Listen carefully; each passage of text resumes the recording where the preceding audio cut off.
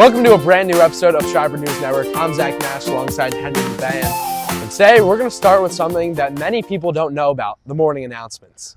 Obviously, we hear these morning announcements every day, second period. Let's go to Abby, who knows more behind the scenes. I'm here with Sienna McGuffin from the morning announcements. First of all, what was the audition process like? For the audition process, there were 2 rounds. The first round, I think there were about 20 pairs there. We did a make-believe segment to the prior announcers and Mr. Weiss. We had 2 rounds, one of which were with all of the teams, and the second one was more of like a callback with just a few teams that Lucas, Julian, and Mr. Weiss, one of the APs at Schreiber, wanted us to test out, just so that they could get a feel of how the teams sounded on the morning announcements. What is your favorite segment that you guys do? I think my favorite segment is the one I introduced this year called the Teacher Inspirational Quote of the Day. And what I do is I go up to a teacher and I just ask them for something inspirational they could share to the whole school. I think that's really great because a lot of teachers have really great things to say, but they only say it to their class. And I think it's brought to the whole school's attention. It can really positively impact people's days. I think my favorite is probably the National Day. It's always fun seeing what National Day is every day, and it's pretty funny. I know that you and Gabe are juniors, so how are you going to make it more interesting next year for all the kids who have to listen for it 2 years in a row? Next year, we might amp up the Song of the Day segment. I know we advertised that was going to happen, but we never got the ball rolling. We're going to be working with the IT team at Schreiber to figure out how we can connect some sort of device into the speaker system so that we can get the last 1.5 minutes of morning announcements just to be a little piece of a song. I hope to get that working next year. Students can request what song they want to put on the morning announcements, which I think is really cool. And that's all for the morning announcements. Abby Zlotov, SNN. Thanks, Abby. Henry, did you enjoy the coverage we had for Hispanic Heritage Month? I absolutely did. And now we have Italian Heritage Month. With more on that, here's Gavin. I'm here with Signora Ferrante. What does Italian Heritage Month mean to you? Italian Heritage Month to me means that we recognize and celebrate all of the traditions and contributions that Italians and Italian Americans have made not only to the United States but throughout the world, insofar as history is concerned, literature, food, clothing, cars. So with Italian Heritage Month, there comes a lot. There comes a lot of pride and a lot of celebrating our past, our ancestors, and everything that Italy has to offer. Hey, thank you. Thank you. Grazie, Gavin. You can't argue that wasn't a great package. You know who can argue? The debate team.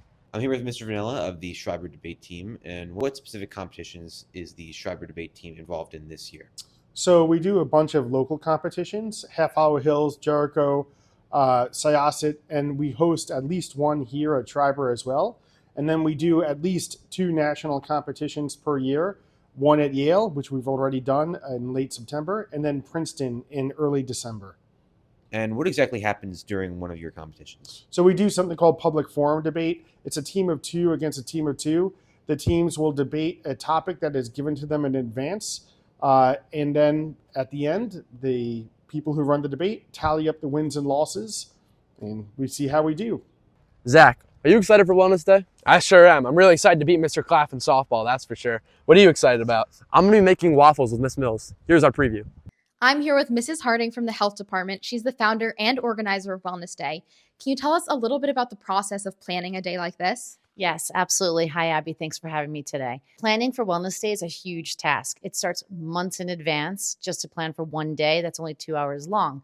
The first thing I have to focus on is our goal and what we really want out of it. And what we want out of it is for all the students and staff to come away and have a day that's different from a regular school day. It's about creating space for mental health, balance, and connection with others other than people in your classroom. It's a chance for students and teachers to be together and kind of, just put away the books and put away all the titles. So after running Wellness Day 4 times in 3 years, what are some new challenges that you've been met with? The biggest challenge this year was the new platform of Student Square. In the past, we did Google Forms and then had to sort behind the scenes. I learned a lot of how to use Google Forms over the past 3 times we ran this. But this year, we decided to go and use the platform Student Square. A lot of students in the building weren't familiar how to get onto it or how to use it. And I highly recommend doing it because there's a lot of great information on there. It was an easy way to sign people up, but it definitely took a lot of time to teach everyone how to use it. Once we have a clear vision of what we want for the day, A lot of logistics go into that. So for example, scheduling all the sessions. It's like doing the master schedule for 1,700 people, but have to fit it all in 2 hours. You have to find the spacing around the building. We talk with a lot of local and community businesses where we have them come in and do wellness activities for the day with everyone. And then even getting a lot of teachers and support staff and students to run different events. That's a big undertaking as well. And how does something like Wellness Day help students step into a leadership position? Great question. So it gives them a chance to kind of see what it's like from a teacher's point of view, having a plan, get all the different supplies they need, and then execute it in the classroom. It was fun watching some of the kids really do it naturally. And, you know, there were some kids who were a little nervous, which is why it was really helpful to have adults in the room who know the role of being a teacher or a leader. They were able to support those students who struggle a little bit. Just to give you an example, there was one session I walked into and the student was quiet and shy. And by the second session, they felt confident and really had the room going. Thanks, Henry. Have you heard the sound coming out of room 105? I have. It's actually the new modern band class. With more on that, here's Dan. Hi, I'm Daniel LaFarrell. I'm here with Audrey Bay.